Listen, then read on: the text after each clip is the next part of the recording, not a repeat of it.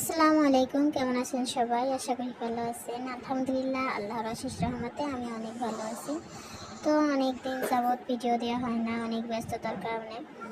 তো ভাবলাম অনেক দিন যেহেতু ভিডিও দেয় না, আজকে একটা ভিডিও আপলোড দিই, ভিডিও এডিটিং করে তো আপলোড দেওয়ার জন্য। তো আজকে সকালে না, আমরা সকালে না, এটা বিকালের একটা ভিডিও। বিকালে ভাবলাম যাই একটু বাইরে, একটু আচার বানাবো, তার জন্য ভাবলাম আম গাছ থেকে পেড়ে নিয়ে আসি। তো আম পেড়ে এনেই ভিডিও বানাবো। তো নিচে এই পাশে, আমাদের বাসার পাশে একটা আম গাছে অনেক বেশি আম এসেছে, তো সেখানেই যাব। তো আম গাছের কাছে কি জানি একটা ফল গাছ ছিল, দেখেন কালো কালো ফল। সম্ভবত এগুলো খাওয়াই যায় না, আমি তো কখনো খাইনি, অবশ্যই খাওয়াই যায় না, কী ফল জানি না। তো এই দেখেন আম নিচে পড়ে আছে, আর উপরে কত আম। এই আমগুলো পারবো, ভাবলাম আমগুলো ফেরে নিয়ে আচার বানাই। তো লাঠি দিয়ে অনেক চেষ্টার পরে মাত্র 6টা আম পাড়তে পেরেছি। তো যা পারছি এগুলো নিয়েই আচার বানাবো আজকে, আপনাদের সাথে শেয়ার করবো আচারের রেসিপি। আর আমার ছেলে এদিকে শুরু করছে, কি দেখেন চিল্লাচিল্লি। তো এই দেখেন আমার বড় ছেলে আবার আমগুলো পাড়ার পরে মানে খুশি নিয়ে আসতেছে যে কোথায় গেল। বাচ্চারা আসলে অনেক বেশি এক্সাইটেড, তো ওরা অনেক খুশি হয়, বিশেষ করে নিচে গেলে আরও বেশি খুশি হয়। তো লাঠিতে অনেক চেষ্টার পরে মাত্র এই কয়েকটা আম পাইছি, পারতে পেরেছি। যাই হোক, যে কয়েকটা পারছি নিয়ে চলে আসলাম বাসায়।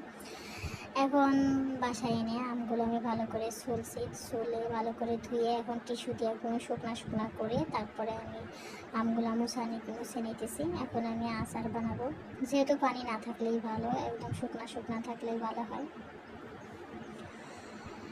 তো আমার এই আমগুলো ভালো করে মুছানো হয়ে গেছে। এরপরে আমি কিছু রসুন ছুলে নেব। তো রসুনগুলোই দেখেন আমি ছুলে নিয়েছি। তো আমি খুব সহজেই, তেমন বেশি কিছু দিয়ে বানাবো না, সহজেই আচারটা শর্টকাটে বানাবো।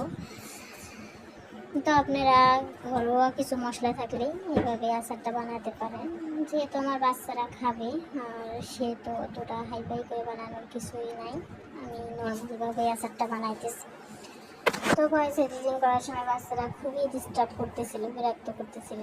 যাই হোক, এর মধ্যে এখন দিয়ে দিচ্ছি সরিষার তেল। আচার বানানোর মাছটি তো সরিষার তেল, অবশ্যই সরিষার তেল ছাড়া তো আচার বানানো কোনো সম্ভব না। তো এর মধ্যে দিয়ে দিলাম আমি শুকনা মরিচ, তারপরে দিয়ে দিলাম জিরা।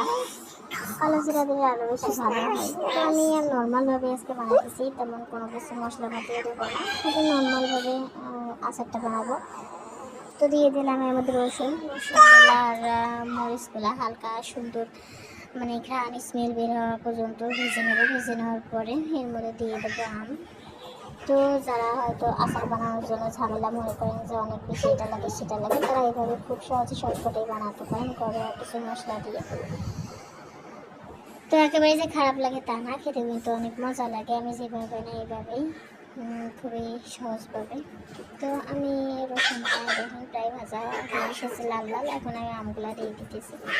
আমগুলা দিয়ে সিদ্ধ হওয়ার আগ পর্যন্ত আমি ভালো করে করে নেব।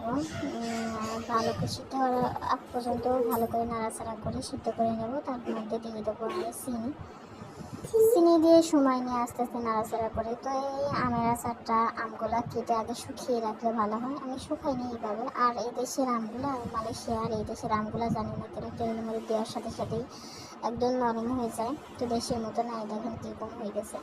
যাই হোক, এই অবস্থায় আমি চিনি দিয়ে দিয়েছি। চিনি দিয়ে একটু সময় নিয়ে নাড়াচাড়া করে আমগুলো আমি নামিয়ে নেবো। একটু একবারে তেল বেশি বেশি উঠবে, লালটে কালার হয়ে যাবে, ঠিক তখনই আমি নামিয়ে নেবো আমের আচারটা।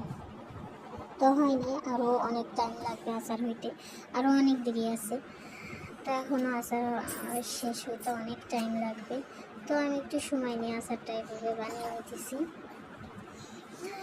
তারপরে এদিকে আচার বানানো শেষ হওয়ার পরে বিকালের দিকে লাবিবের বাবা নিয়ে আসছে আমাদের জন্য বাসায় সমোসা। আর এটা ছিল এদেশের মানুষরা কলা দিয়ে, যেরকম আমরা বেগুনি ভাজি করে খাই, ওরা কলা দিয়ে এরকম ভাজি করে, বেসন দেয়, বেসন কলা চিনি মানে অনেক কিছু মিক্সড করে কলা দিয়ে, ওরা বলে কলা করি, এটা বানায়। আসলে অনেক মজা লাগে, একবার যে খারাপ লাগে তা না, অনেক ভালো লাগে এই কলা করিটা।